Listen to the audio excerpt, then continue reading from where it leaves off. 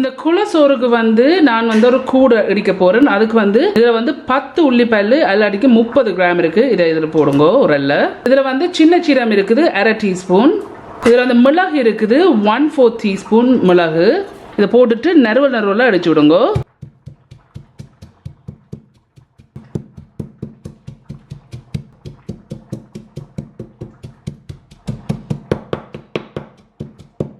இந்த இருக்கு இதை நான் நறுவலா அடிச்சிருக்கேன். இதை இப்போ நாங்கள் பிரம்பா கல்லி எடுப்போம்.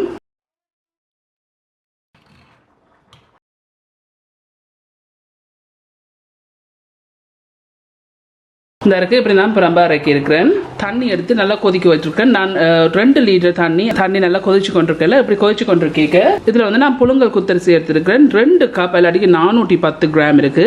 நான் எடுத்து கழுவி போட்டு அரை மணித்தியாலும் தண்ணியில நனைய வச்சுனா, நனைய வைக்கிறதுக்கு காரணம் வந்து இந்த புழுங்கல் அரிசி வந்து அவியறதுக்கு கொஞ்சம் நேரம் எடுக்கும். ஸோ அதால தான் நான் இதை வந்து நனைய வச்சேன் அரை மணித்தியாலும். இப்போ இதை இதுல போடுங்க.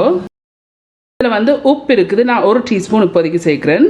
இப்போ இதை மிக்ஸ் பண்ணி போட்டு ஒரு 20% இந்த அரிசி அவிய விடுவோம். இப்போ சரியா வந்து நான் 5 நிமிஷம் ஹை ஹீட்ல வச்சு அவிச்சிருக்கிறேன். இந்த ஒரு 20% தான் இந்த அரிசி வந்து அவிஞ்சிருக்குது.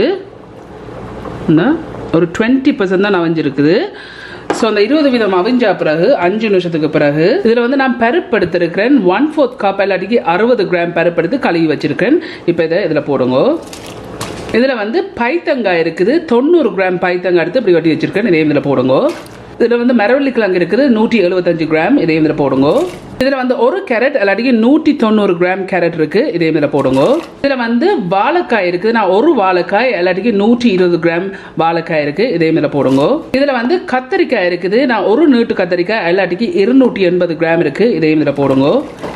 இதில் வந்து பூசணிக்காய் இருக்குது 275 கிராம் பூசணிக்காய் இருக்கு. இதையும் இதில் போடுங்க. இதில் வந்து ஒரு பெரிய உருளைக்கிழங்கு எல்லாடிக்கு 185 கிராம் இருக்கு. இதையும் இதில் போடுங்க. இதில் வந்து தக்காளி பழம் இருக்குது. ஒரு பெரிய தக்காளி பழம் எல்லாடிக்கு 150 கிராம் இருக்கு. இதையும் இதில் போடுங்க. இதில் வந்து முருங்கைக்காய் இருக்குது 2 நீட்டு முருங்கைக்காய் எல்லாடிக்கு 140 கிராம் இருக்கு. இதையும் இதில் போடுங்க. இதில் வந்து பச்சை மிளகாய் இருக்குது. உங்களோட உரைப்புக்கு ஏற்ற மாதிரி போடுங்க. பட் நான் வந்து 8 சின்ன பச்சை மிளகாய் போடுறேன். இதில் வந்து வெங்காயம் இருக்குது. ஒரு அளவான வெங்காயம் என்று சொன்னால் நான் ஒரு 15 எடுத்து நான் எல்லாட்டிக்கு 100 கிராம் வெங்காயம் இருக்குது. இதை இதில் போடுங்க. இதில் வந்து கருவேப்பிலை இருக்குது 2 காம்பு கருவேப்பிலை.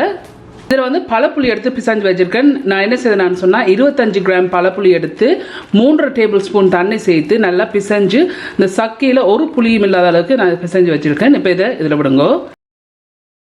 இதில் வந்து மஞ்சள் எடுத்திருக்கேன் turmeric பவுடர் 1 டீஸ்பூன் கொஞ்சம் குறைய இருக்கு. இதையும் இதில் போடுங்க. இதில் வந்து ஜெஃப்னா கறி பவுடர் இருக்குது. நான் 2 டேபிள் ஸ்பூன் போடுறேன். உங்களோட உரைப்பை பார்த்து நீங்கள் போடுங்க. ஆனால் இதுக்கு கூட தூள் போட தேவையில்லை. இதையும் இதில் சேருங்க. இதில் வந்து உப்பு இருக்குது. நான் ஏற்கனவே இந்த அரிசி அவிய விடைக்க 1 டீஸ்பூன் சேர்த்தேன். நான் இப்போ 1/2 டீஸ்பூன் சேர்க்குறேன். இப்போ இதை பார்த்துட்டு போடலாம். இதில் வந்து தண்ணி இருக்குது. 1 கப் இல்லாட்டிக்கு 250 மில்லிலிட்டர் தண்ணி சேர்க்குறேன். இதை நல்லா மிக்ஸ் பண்ணி விடுங்க.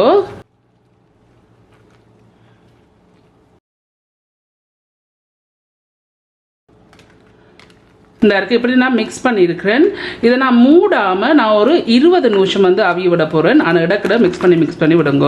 நான் சரியா 5 நிமிஷம் நான் இதை அவிய விட்டுனான் ஒருக்கா மிக்ஸ் பண்ணி விடுங்க. மிக்ஸ் பண்ணி போட்டு இன்னொரு 15 நிமிஷம் அவிய விடுவோம். இப்போ சரியா வந்து இன்னொரு 5 நிமிஷம் டோட்டலி 10 நிமிஷம் நான் இதை அவிய விட்டேன். 10 வருஷத்துக்கு பிறகு இந்த இருக்குதுல நான் உள்ளி மிளகு சின்ன சின்ன முடிச்சு வச்சேன்ல இந்த கூட இதில் போடுங்க. இதில் வந்து தேங்காய் பால் இருக்குது 1/2 கப் இல்லாட்டிக்கு 125 மில்லிலிட்டர் தேங்காய் பால் இருக்குது முதலாம் பால். இப்போ இதையும் இதில் விடுங்க. இதை நல்லா மிக்ஸ் பண்ணி விடுங்க.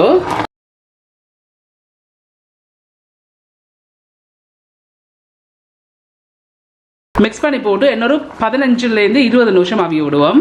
இப்போ இன்னொரு 5 நிமிஷமா இதுலேருந்து அவிஞ்சு ஒன்று இருக்கு. இடக்கட மிக்ஸ் பண்ணி விடுங்க.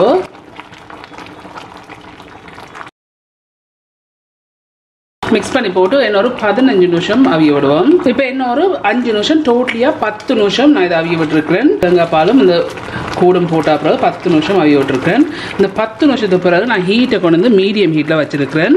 மீடியம் ஹீட்டில் வச்சுட்டு இப்போ இதை மூடி போட்டு இன்னொரு 10லேருந்து 15 நிமிஷம் அவிய விடுவோம். ஆனால் இடக்கடை வந்து மிக்ஸ் பண்ணி விடுங்க. ஒரு 5 நிமிஷமா நான் மூடி போட்டு அவிய விட்டுனா இடக்கடை மிக்ஸ் பண்ணி விடுங்க.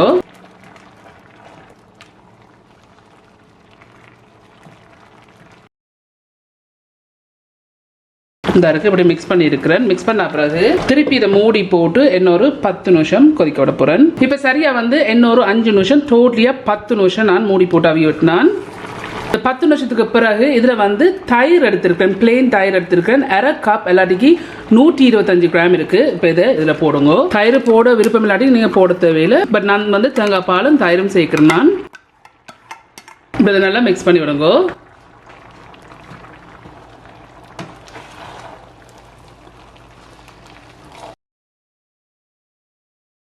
இந்த இருக்கிறத மிக்ஸ் பண்ணி போட்டு ஒரு 5 நிமிஷம் கொதிக்க விடுவோம். உப்பை செக் பண்ணி பாருங்க, புளியையும் செக் பண்ணி பாருங்க.